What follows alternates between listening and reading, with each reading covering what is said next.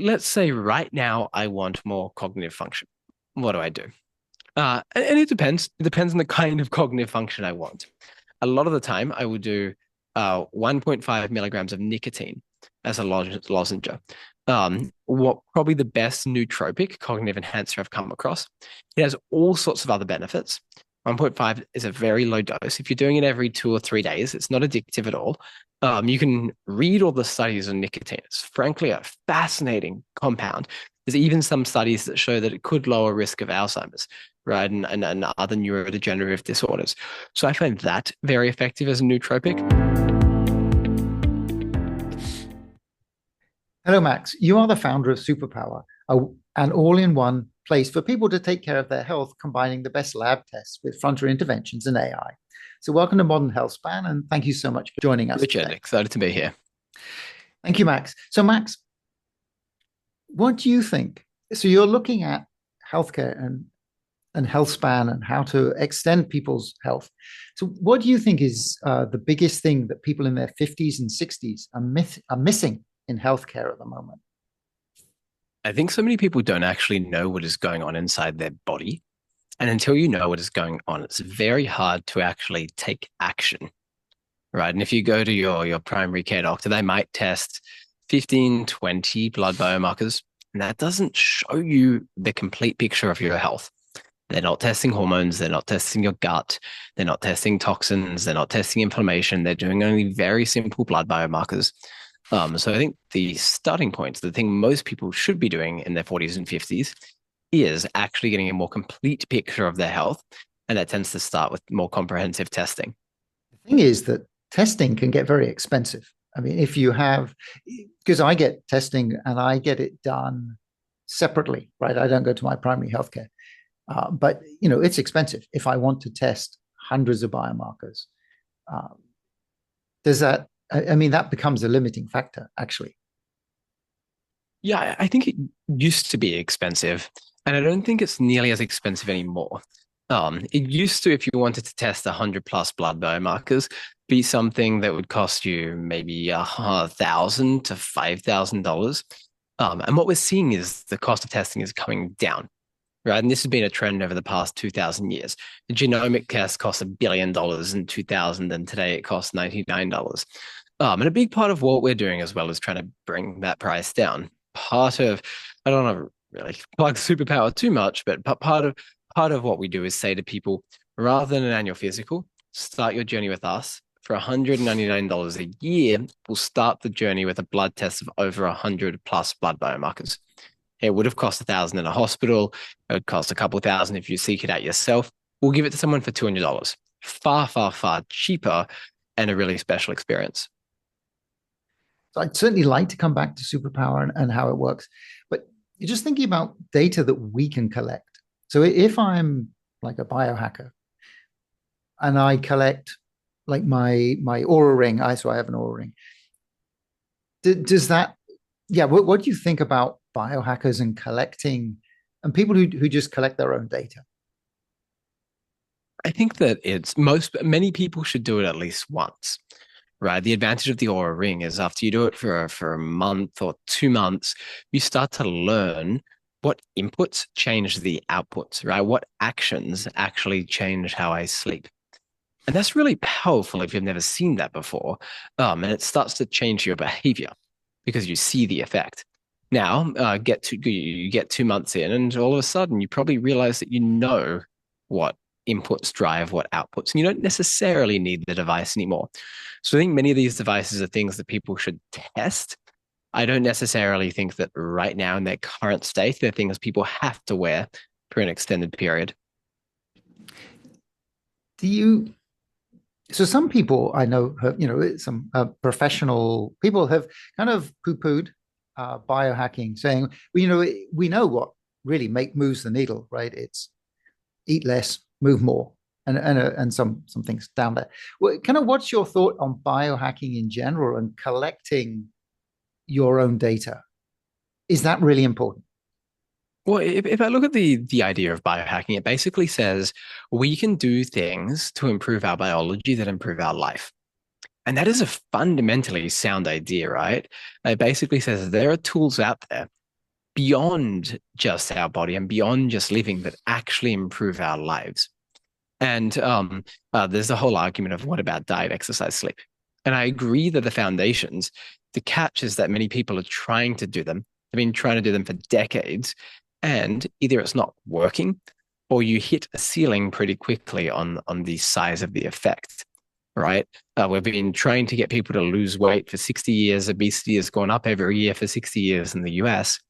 GLP-1s come along and obesity starts going backwards, right? Obesity is upstream of just about every chronic disease.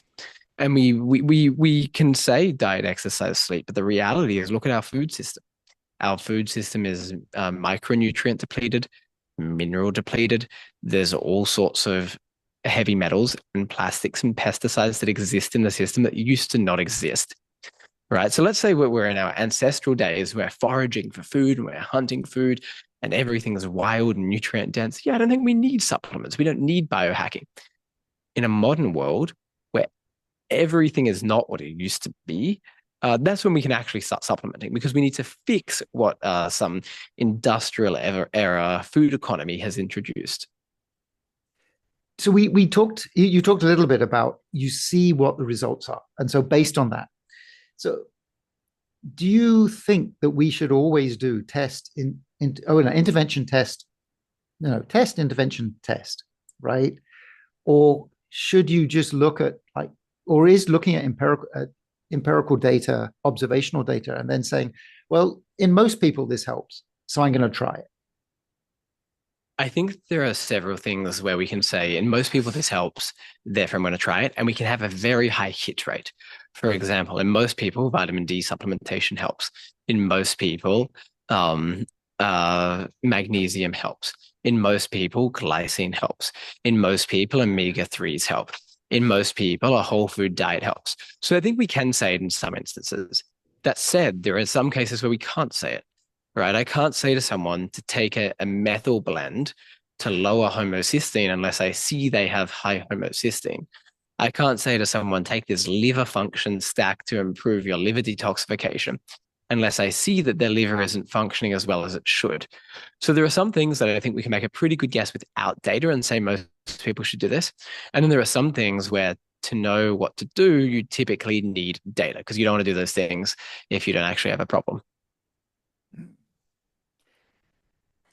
Do you think so? So there's many people who are doing like biohacking and they're trying different things. Is this adding to the total data? How many anecdotes do we need before we consider that something actually has data to it? I love this question because there's two schools of thought. One school of thought is unless there's papers and clinical research and double-blind randomized controlled trials, we don't know what to do. That's one school of thought.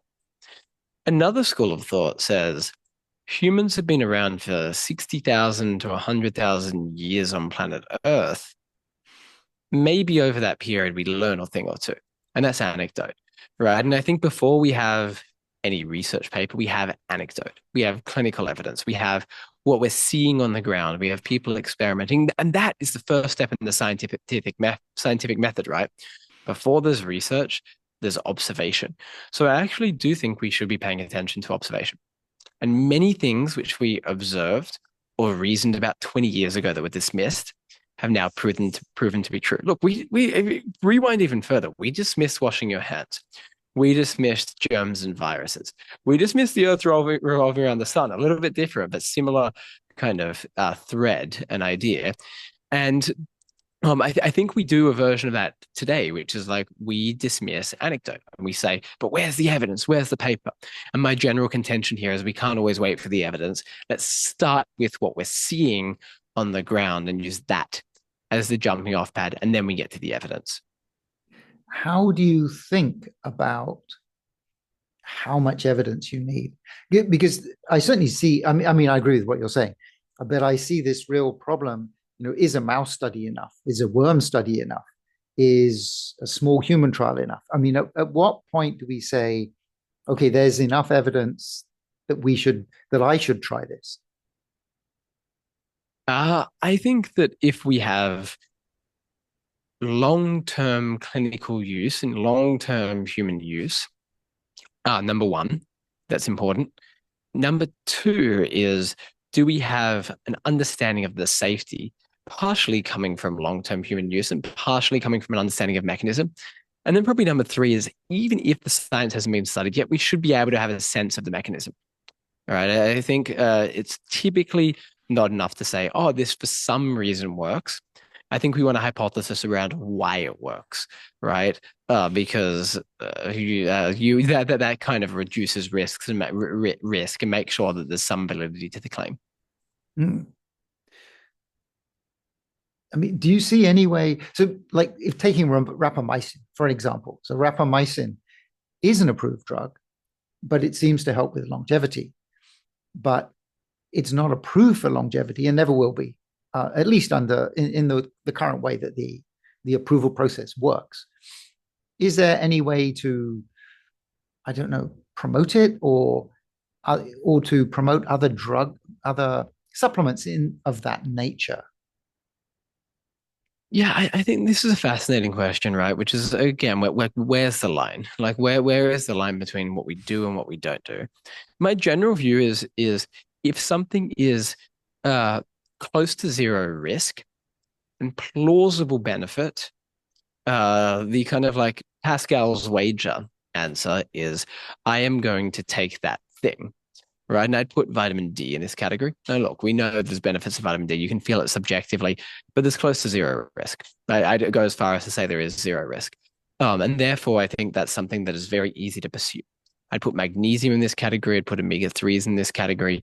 I would put gut microbiome testing before it was a thing in this category. I'd put whole food eating in this category.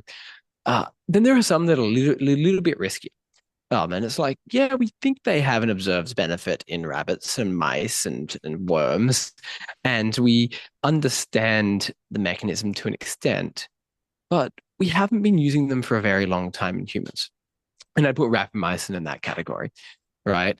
Yes, there's plausible benefit. Yes, we understand the mechanism, but I think for many people, we haven't been using rapamycin for long enough for the average person to say, therefore, I'm going to do it. So with something like that, I would generally say wait for a little bit more evidence before pursuing it, because we don't have decades of evidence around rapamycin, and the medical opinion and consensus changes pretty quickly with that stuff. And I also think the benefits, like I would maybe change my mind if the benefits were more pronounced. Right. Like if there were very clear lifestyle benefits, to be like, look, I understand the risk argument, the benefits are massive. For example, GLP-1s. I would contend that yes, there's risk, probably similar risk with a GLP-1 than like Ozempic compared to rapamycin, but the benefits are far larger. The impact on weight, the impact on metabolism, the impact on insulin sensitivity, the impact on inflammation is massive. And we understand how being overweight, insulin resistant, and highly inflamed is upstream of just about every single chronic disease. So even if there's some risk with a GLP-1, for example, I think because it is so broad acting and so effective, the risk reward trade-off is probably worth taking. And I contend that that will actually, a GLP-1 is likely a better longevity drug than rapamycin. If you're overweight, or would you add that kind of criteria that if you're overweight, GLP-1 is good? I mean, if you manage your No, weight, no, no. no. I would say for most people, even a microdose of tirzepatide is better than not. Just because of what we're seeing with the uh, potential impacts on neurological function and how they're neuroprotective, the impact on inflammation and basically tanking, improved metabolic response and insulin sensitivity. So I think we're just seeing broad acting effects from these compounds. Now, look, if I was really slim and wanting to play it conservative, you can wait 3 years. It's not like doing it today makes an enormous difference. But I think on the balance of probabilities, these compounds are going to be useful for just about everyone. As a right in small in microdoses, but at the Microdosing, totally, yeah. right, and at the moment, all of these are under patent, right? So that they're all expensive. Is that correct? Yeah, it's a bit murky. So semaglutide was Ozempic, Novo Nordisk's drug. What we're seeing is that the patent isn't really holding up in court because a GLP-1s have been around since like the 1990s.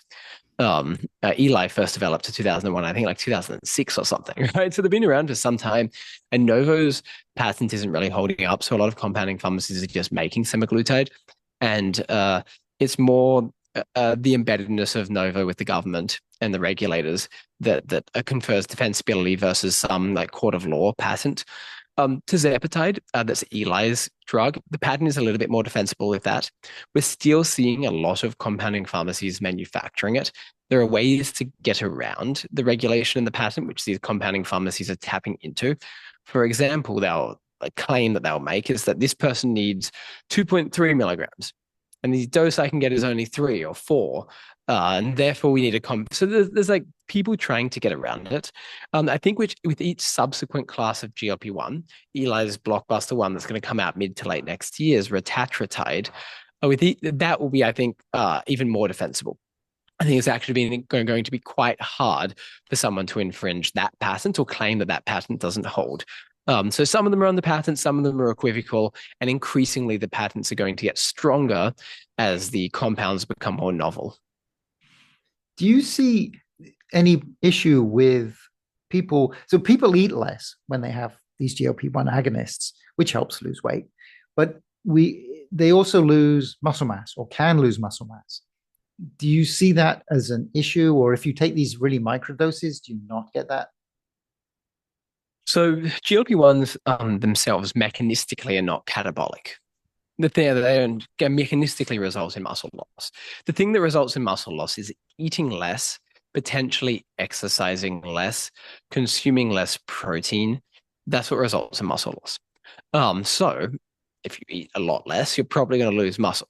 Now, if you take it for inflammation reasons and longevity reasons and preventative disease reasons, and you're not trying to lose weight in it, you're not trying to eat less, you're not going to lose muscle, right? Like they're not actually mechanistically catabolic. There's actually several frontier physicians who argue mechanistically they're slightly more anabolic than they are catabolic. People argue that by improving insulin shuttling into cells, it makes it easier to have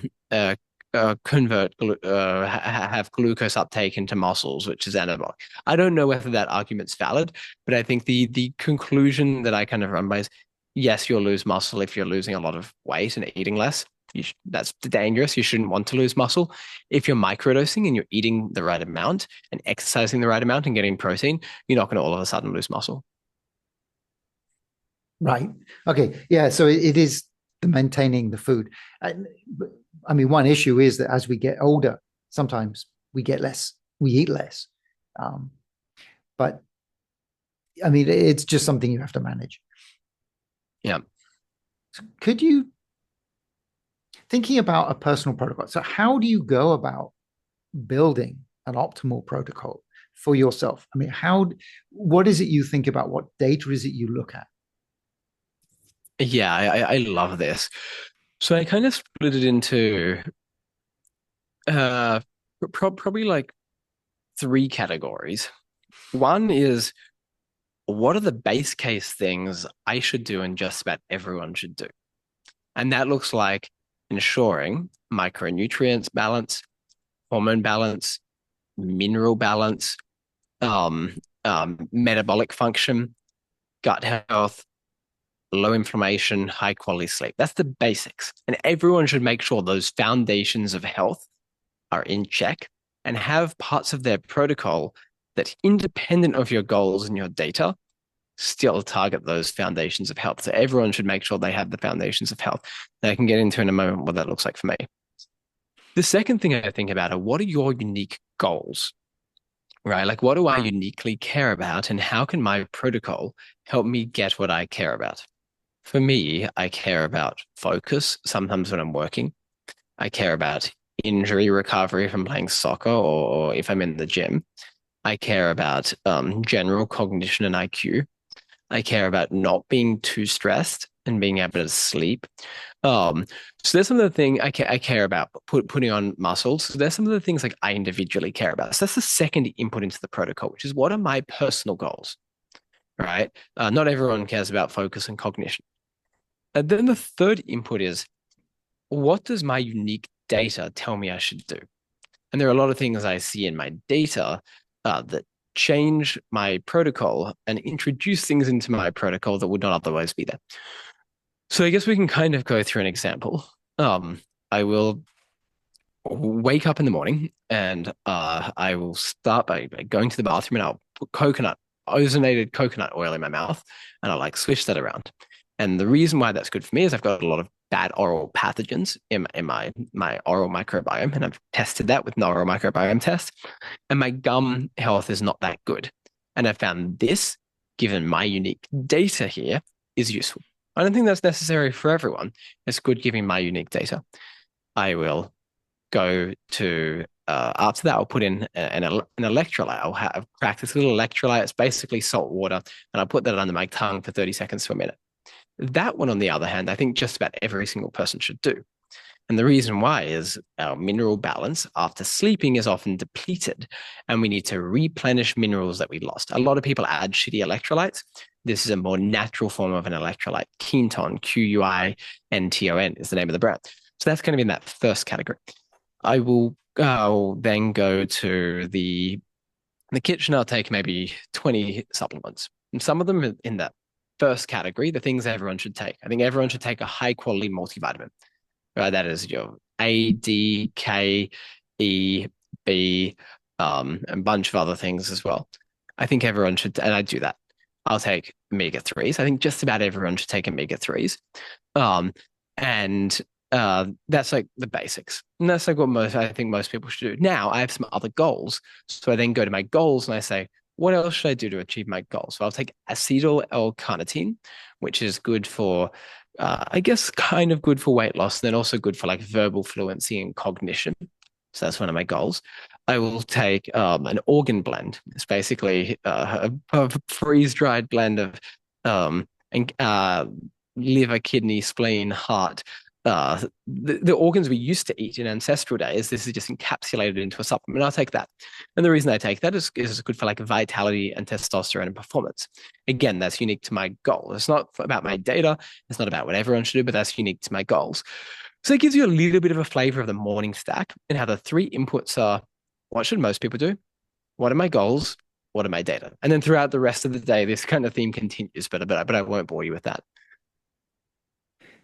But can you talk about cognition? Because I am interested, and we generally don't focus on that, right? We focus on what is it we can do for physical performance, but what do you do for your brain performance? There are two ways I think about this. One is, how do we solve for chronic cognition? Like, how do we actually just lift up the level of our performance over an extended period of time by making sure the foundations of our health are in check? And the second way I think about this is, how do I drive acute performance? If in this very moment I want greater cognitive faculty, what do I do? So let's step through them one at a time. In terms of general cognitive performance, I think of the starting point here as solving for the foundations of health. Sleep, very, very, very important, right? If I'm not sleeping well, cognition over the course of the day is going to be down, and you have a higher risk of Alzheimer's and other cognitive diseases, right? So that's a foundation. I will solve for metabolism, right? If my metabolic health is out of whack, I used to be pre-diabetic. You eat carbs and you feel fatigued, you feel brain dead, you feel brain fog. Eating becomes this like cognitive impact event, and you increase decline, you increase chronic disease risk. So metabolism is another foundation. Toxins are another one, right? I was used to be in a very moldy environment. I used to have almost mercury toxicity levels. These impact cognitive function. They impact neurological function. They can result in all sorts of nasty things. So I think it's important to eliminate toxins from your environment and diet and food and clothes and self-care products. And if they're accumulated in your body, to remove them from your body. And you'll typically find that you have higher levels of mental performance. Hormones, another foundation, right? If your hormones aren't balanced, your cognition is not going to be where it should be, and you potentially increase risk of different diseases as well. And then gut health. People whose guts are dysregulated. I was a period of my life where I couldn't focus. I couldn't like sit down and do anything. And I actually think a surprising amount of these ADHD-like symptoms started in my gut. And I healed my gut, and lots of other things started to fall into place. So that's kind of the first category. Solve for the foundations of health: inflammation, metabolism, toxin exposure, gut health, sleep, etc. There are a few others. Solve for those foundations, and that will boost cognition. The second way I think about it is, let's say right now I want more cognitive function. What do I do? And it depends. It depends on the kind of cognitive function I want. A lot of the time, I would do 1.5 milligrams of nicotine as a lozenge. What probably the best nootropic cognitive enhancer I've come across. It has all sorts of other benefits. 1.5 is a very low dose. If you're doing it every 2 or 3 days, it's not addictive at all. You can read all the studies on nicotine. It's frankly a fascinating compound. There's even some studies that show that it could lower risk of Alzheimer's, right, and other neurodegenerative disorders. So I find that very effective as a nootropic. I'll drink a lot of green tea. Caffeine is good for performance, and L-theanine is also good for mental clarity. And there's some of the basics for me.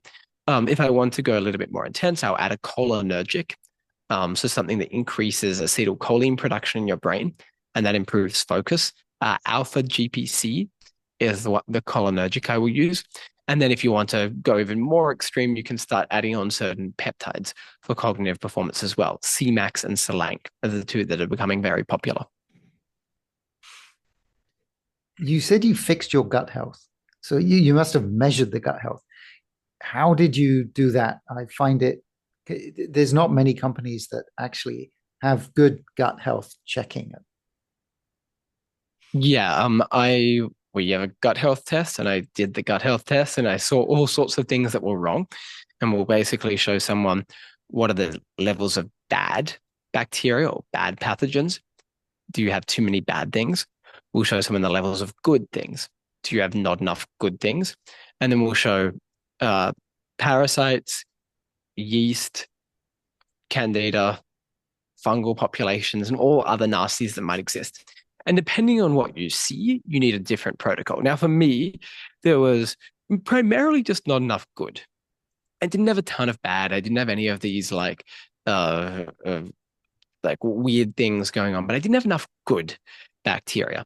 So I did a lot of things to support the population of good bacteria. And a lot of people are like, just take a probiotic. Now the catch is that doesn't really work. If your gut isn't actually a kind of healthy environment, if it doesn't have the right levels of acid, if the gut lining isn't strong enough, you can't just add a probiotic and assume that will fix things. So who reviewed the data? Did you review the data, or you get an expert? I mean, I think reviewing like microbiome data is non-trivial. I was working with a really great functional medicine doctor who builds out Superpower's protocols at the time. And um, these people are very hard to come across, right? Maybe like 1 in 1,000, maybe 1 in 10,000 doctors can do this. And that's not accessible to many people. So a big part of what we've tried to do is turn that into an algorithm, right? And then everyone can start to access the brains of the best doctors around the world. So now when I do a test, I just chat with my AI about it, and I get my report, and it tells me what to do, so I don't have to do the thinking. The things to do, are they mostly diet, or is there other interventions for your gut? Yeah, so I think about it as number one, kill bad stuff, right? Sometimes we need to go through like a killing cycle to get rid of bad stuff. Number two is repair kind of gut wall lining and general gut health. And that looks like things like L-glutamine, L-glutamine, different things, BPC 157 for the gut wall, different like fibers, prebiotic. So that's kind of like number two. Number three for me is, okay, now that I've killed the bad things and I've kind of repaired or healed the gut lining, how do I actually start introducing good things? And that looks like taking a prebiotic, taking a probiotic, having all sorts of fibers, Normal soluble and insoluble fiber, resistant starch as well is a very helpful kind of fiber. Adding colostrum in, I find quite helpful. So basically, how do I build up as much good stuff as possible? And then sometimes one of the things I'm grappling with at the moment is I don't think I'm metabolizing protein effectively enough. So I'm probably going to add HCl, which is basically a stomach acid that helps with the breakdown and metabolism of protein, because I have quite a lot of protein in my diet. Um, so the set of all of those things allows you to improve your gut health. That sounds very I don't know, well thought well thought through, very intentional. Do you think that more data is always better? Do you think you can get to a point where people see data that they don't understand and then they just worry? Uh, People definitely worry when they see data that they understand or don't understand. I don't think that means we shouldn't show someone the data, right? Like if you have cancer and you see you have cancer, you're going to worry. And you better worry, right? Because you got to get rid of that cancer before it takes your life. Um, so yeah, I think people will worry. I don't think it's a bad thing. I think that's the human body saying, I know I have to take action. I know I have to fix things. And thank God I'm taking action today rather than when it's too late. Yeah, I kind of think it's like it's your data. You should have access to it. Are CGMs still only under prescription in America, or can No, anyone you can get them? actually buy them. You can literally buy them from Abbott and Dexcom direct to consumer now. Ah, perfect. That's definitely better. Yeah. Yeah, 100%. Yeah. So as we get older, our health starts to decline, but it actually starts to decline, I think, a lot earlier than we think it does. I mean, because you're in the 30s and 40s and you still feel fine, but things are starting to go wrong. I get do you agree with that? And how would you kind of identify at what point what is going wrong? Uh, I think that we have certain times in our lives where we actually see quite a big like step function in aging. And in our mid 30s is one of those, right? From around like 20 to 33, people feel more or less the same.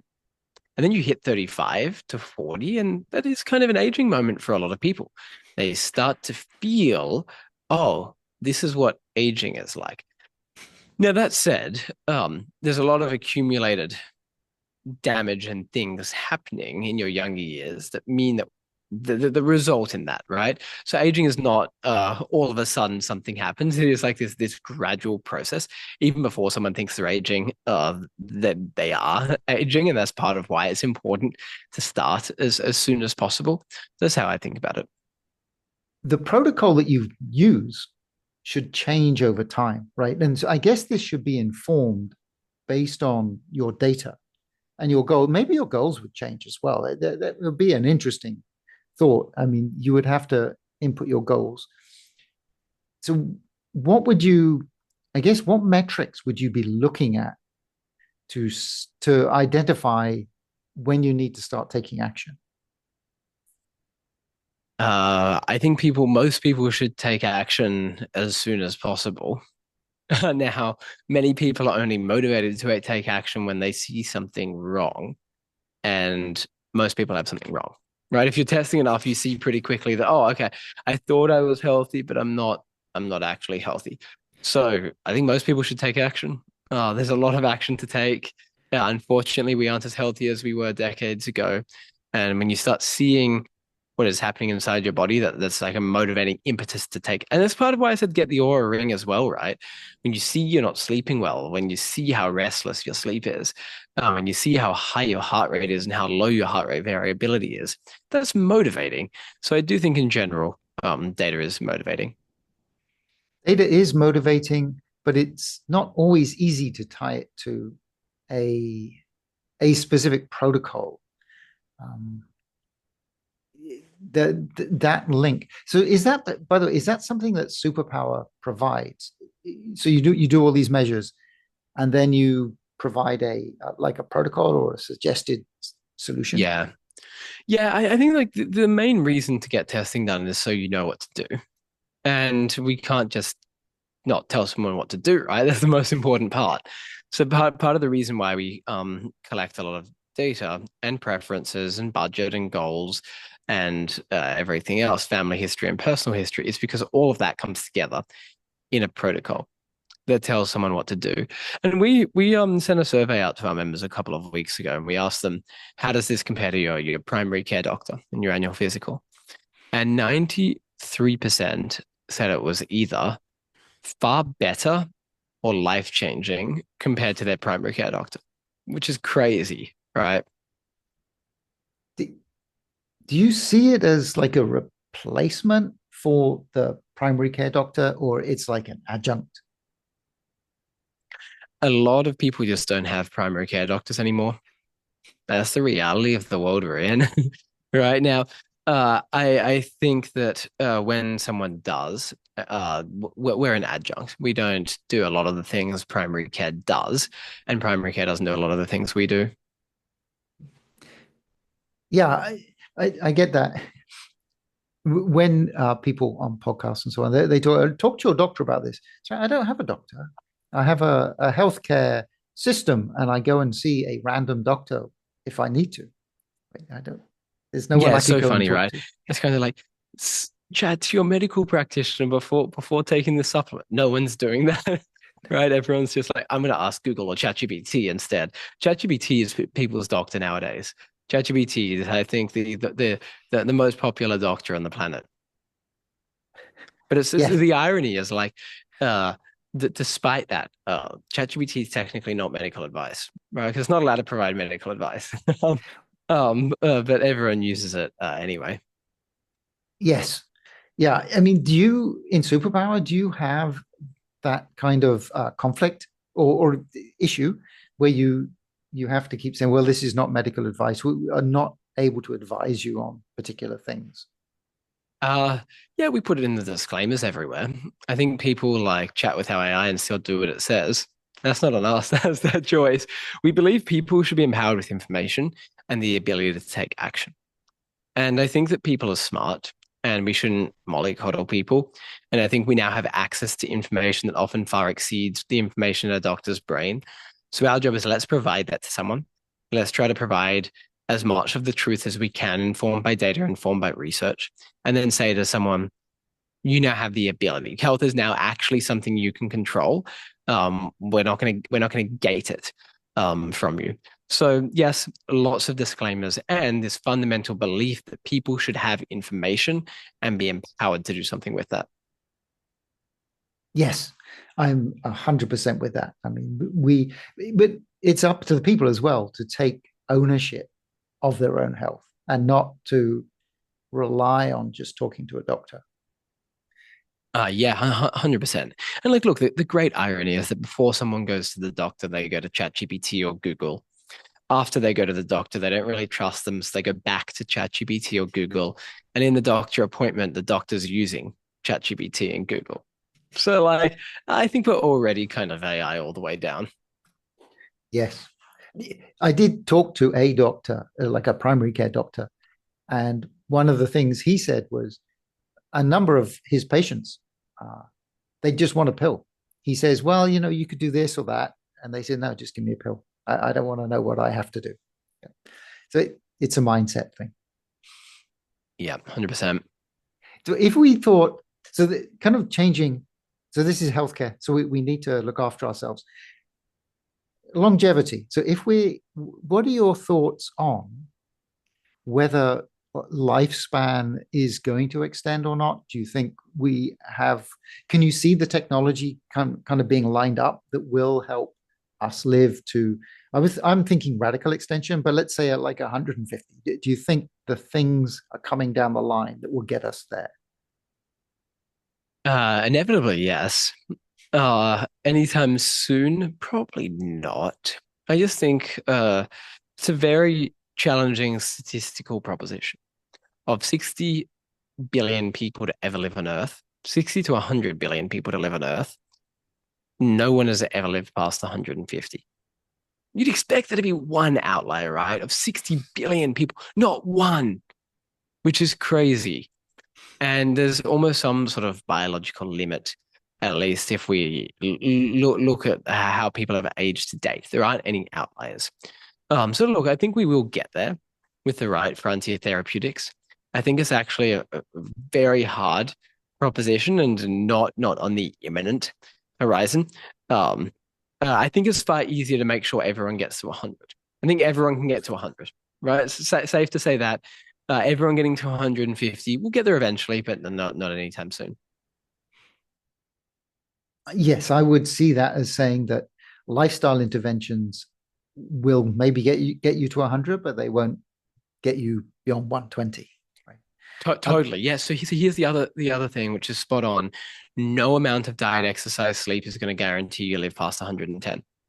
It's just not possible. So like for all the people who are like, all you need is diet, exercise, sleep. I'm like, well, therefore someone should have lived past 150. But no one has. So we like implicitly know that we can't just do diet, exercise, sleep if we actually want to meaningfully extend the length of human life. How do you think about so there's we could look back at our evolution and say, well, these whole foods, these are the things we used to do, and so we should continue to do them. And now we have all this super processed food and so on, and that's part of the problem. But would you still think that, when you get beyond 40 or 50, that is still a good way to think about things? Because evolution has generally optimized us to get to 40, not or even 30, right? Not beyond. And so you need to do different things beyond then. So yes, 100%.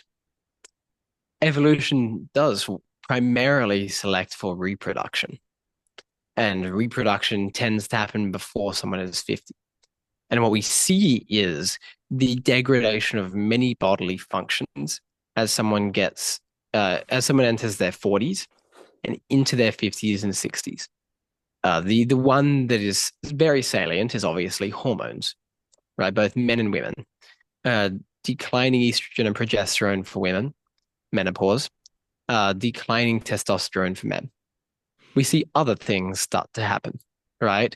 We start to see often inflammation go up, metabolic function go down, sleep quality go down. So many biological functions start to slightly degrade.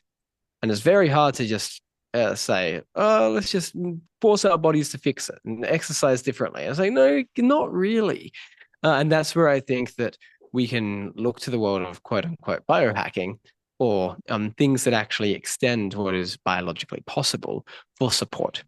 Right. That's when we can look to hormones. It's where we can look to different compounds and supplements and pharmaceuticals that actually combat that biological degradation and allow us to feel more like we used to for longer. And at the same time, so feel better. And at the same time, likely extend the lifespan. Would those be the same kind of things that you talked about as kind of the basics, like the omega-3s and the magnesium and the vitamin Ds? Or would there be extra things that you would add kind of later on? There are extra things. So I think the basics are always worth doing. That's why they're the basics. Many people should have a high quality multivitamin, vitamin D, omegas, magnesium, other minerals. That said, if a man's 45 and his testosterone is massively declining and he's not feeling vitality and aliveness, you're not going to solve that just by taking a few supplements. You probably need testosterone or a testosterone precursor. Same with a woman going through menopause, right? So I think that we start to actually enter the world of personalized pharmaceuticals rather than just supplements. But then you need a doctor who will help you provide those. And I assume most doctors would not. Most doctors don't know about it. It's crazy. Like if you go to your doctor and you ask them, "Can you tell me more about testosterone therapy?" They're like, "I don't know. I don't know how the androgen system works. It's really complex. We aren't taught that in medical school." So yes, unfortunately, most doctors aren't actually equipped with the knowledge of how to actually think about longevity and vitality. So you'd need to go to like a functional doctor and Yeah, um, functional doctor. As part of what we're trying to do as well. There are other companies that try to solve this problem. That they're the options. so in Superpower, if you so you're using AI to come up with a protocol that people should do to fix the issue. So or at least to improve their condition. If the intervention that you think is required requires a prescription, how do you get that for the customer? Yeah, we write a prescription. Now, our doctors either sign off on that asynchronously, or for some things like testosterone, we need to do a call. So we'll hop on a call, we'll make sure someone's actually eligible, that needs it, understands how to use it, and then we'll make the prescription. Going back to longevity, so you think that we're not close to having a like a radical extension. There are a lot of people putting a lot of money into new ideas like epigenetic reprogramming, mitochondrial replacement, and other therapies. What's your you think that these are not there yet, or do you think this money is being well used? Uh, I think the money is probably being well used. I think markets tend to be quite efficient. I think these tend to be private markets as well because governments don't really recognize aging as a disease and don't try to target it. So yeah, I do think the money's well used. I think there are lots of smart people opining around how to solve the problem.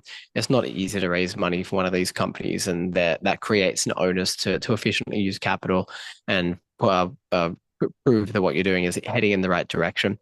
I think, look, these therapies are interesting, and I think they might be interesting to get us from 80 to 110 reliably, maybe 80 to 120. I don't think any of the things that we have today are going to reliably get us from 120 to 150.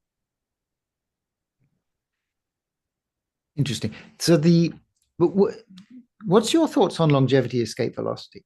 So the thing is, like I'm 60. Like if somebody can get me to 100, that's another 40 years.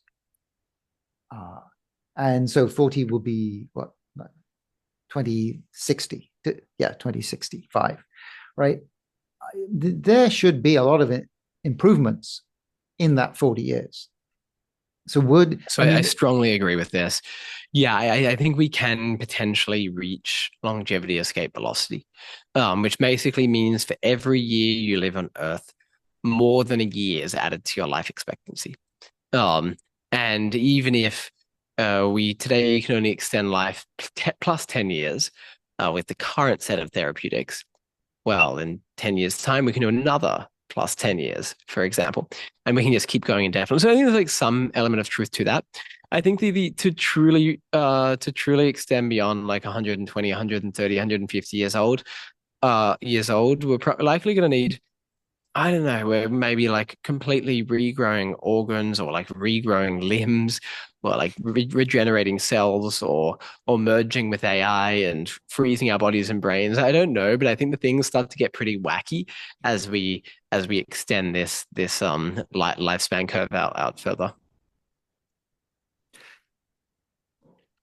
I do agree. I mean, there are things. I mean, I've talked to recently people about mitochondria and people about DNA, and like there's just an accumulation of damage in these areas that seems to get to a point where you would reach some limitation, and then you would that you can't really get beyond. But there are animals like lobsters or whatever that live forever, so they must have a system where they just keep fixing the problems that happen. So maybe we can do the same. We just need to figure out how to make ourselves young again, and then the body will do the rest. Yep. Yeah, I think it's possible. I think that I don't know. I don't know whether it looks like something that's really crazy sci-fi we merged with the AI, or whether it's something like less intense sci-fi, such as we regrow cells and we regenerate organs. And no one really knows. I think there's a lot of different approaches. We're going to see a lot more capital thrown into it. I think there's a good chance we reach something that looks like longevity escape velocity in our lifetimes. just because the rate of change of the past 100 years has been very exponential, and the intensity of that exponential in the past 3 years or 5 years has been way even steeper, right? And I think people chronically underprice exponentials, and we're entering a decade where we're at a really, really, really steep part of this exponential curve. Do you see AI as playing a key part in this? Uh, Probably. It's like AI is one of these things where like people don't really talk about the internet anymore. It's kind of given. I suspect we'll see a version of that with AI. Like if we call AI a neural net that's been around for a long time, if we call AI data science that's been around for a long time, I think maybe then an interesting frame is recursive AI, AI that trains itself part of this. I think it probably is, but again, it's so hard to say. It's so hard to predict where AI is going. It is. Hopefully, it's going in a good direction. It's Uh, yeah, again, like it's so hard to know. And there's such a desire for people to be able to predict what happens post AGI. And the change is so fundamentally large that it's just hard to know. And it's interesting whenever I'm trying to make any extended prediction of the future, my response is typically along the lines of, I can give you my prediction assuming AGI is not here. And then in the AGI is here case, I actually don't know. I would see AGI as being kind of like longevity, escape velocity. It will happen. We don't know exactly when, but I mean, nature created us. It took 4 billion years, but we can do it. So if like nature can do it, then we can do it, and it will happen. Yep, I 100% agree with that. And and yeah, it will be like this inflection point in time, and we really don't it we don't see what's going to happen. So when you're thinking about the future, how do you handle that? Do you think about what's it going to be like in 5 years?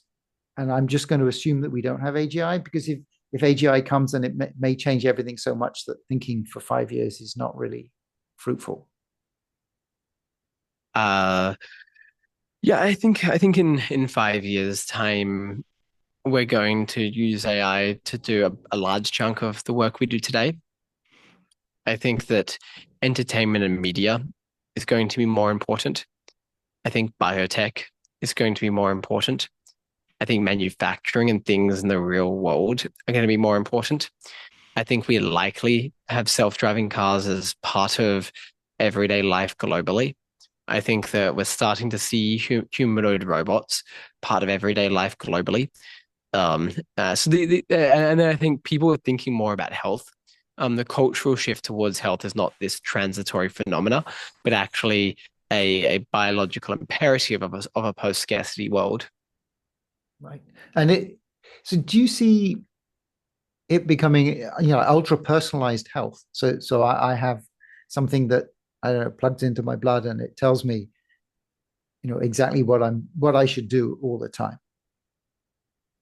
Yes, I think that we, as people, go to an algorithm or an AI that knows everything about us and everything about medicine and tells us what to do. And in this world, we don't go to doctors, we don't question the AI, we actually just blindly trust it because it has full context. It knows what my preferences are. It knows what my body. It has full context of everything.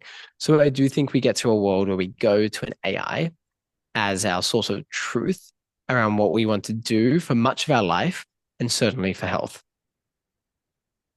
Have you any thought on what percentage improvement you would expect when you have such a system?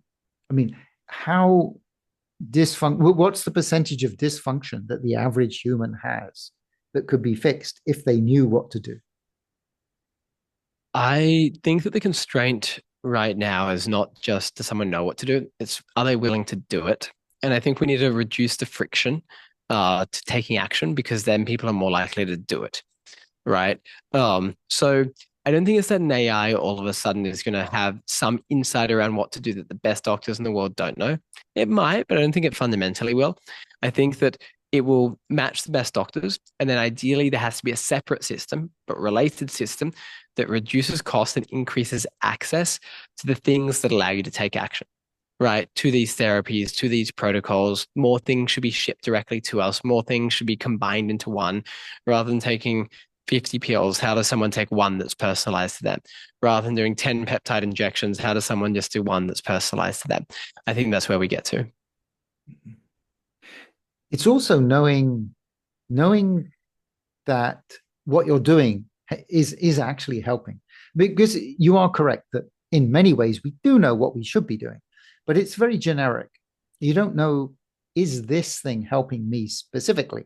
And everything has cost. It has cost in time, it has cost in money, or it has opportunity cost. So if you had an AI that was looking and you could trust it and it says, okay, this is the peptide you need, then I think that would be more acceptable than, well, perhaps you should, I could try this peptide and see what happens. Yep. I very much agree with that. I think that we get to a world where the AI is, even if it's a black box, something we blindly trust, right? And we blindly trust it because whilst it doesn't explain always its reasoning, it is provably better than anything else. And that there's some sort of like independent proof of its quality. And then there's also just the anecdote, which is someone saying, "Did you try this thing? It told me what to do. I followed it, and I achieved this goal. I achieved this outcome. I reversed autoimmune disease. I avoided the heart attack. I recovered from cancer. I reversed Alzheimer's." Right? People will start saying those things, and the anecdote starts to catch on, and that's how something becomes mainstream. If you had such an AI system and it was gathering data from everyone, then it would work as a way of accumulating new data because it would try things, hopefully not too many things, but it would do things and then it would see the result and could use that in its future predictions if it was let, if you allow it to, right? I mean, it wouldn't just need to work on papers, right? What is in the mainstream? It would be able to learn on its own. Although there is, I guess, some risk in that, uh, it may suggest the wrong thing for people. Yep. I very much agree with that. I think that um we will have a learning health system. And that's when we start to actually push medicine forward. When the system is learning and discovering things that aren't in the research, that aren't in the literature, that aren't even in the brains of doctors, that's when we're not saying how do we bring the best of healthcare to everyone. That's when we're saying how do we create a new best of healthcare. And the system's capable of that. And you articulate this learning healthcare system, which is where we're going. So is that how superpower works? So is superpower a use? So it's using the standard data, I assume, but is it also collecting its own data and then kind of churning that back into its algorithms? It is. We need millions of members and billions of dollars to actually create a new standard of care. But that's where we want to get to. Absolutely. Do you? So Peter Diamandis has this idea of exponential organizations. Is that where you see superpower? I haven't heard the term, but All right. we I wouldn't work on anything that I didn't think could be at least $100 billion company, where we're using that as a proxy for something that actually has utility impact in the world or something that modifies the structure of the world, right? Right. And I think most of the magic comes from compounding. And most of the magic isn't, is there a 5 year arb to do this thing that I don't really care about? Most of the magic is, can I work on this for a very, very, very long time? Because the bigger we get, the better we get. The bigger we get, the more fun the problems become. The bigger we get, the more the impact. And we can keep going, right? Very different to many other companies, right? I wouldn't start a generic software company. I wouldn't start a CPG supplement brand. They don't have this potential exponential distribution. So that might be what Peter's getting at, and if it is, then I strongly agree. Right. Yeah. I mean, he could. So it sounds like massive. He calls an MTP, massively transformative purpose. which is basically what Superpower is trying to do, to change the healthcare system. Yeah, 100%. Okay, excellent. So, Max, thank you so much for joining us today. Yeah, great chatting with you, Richard. Enjoyed it.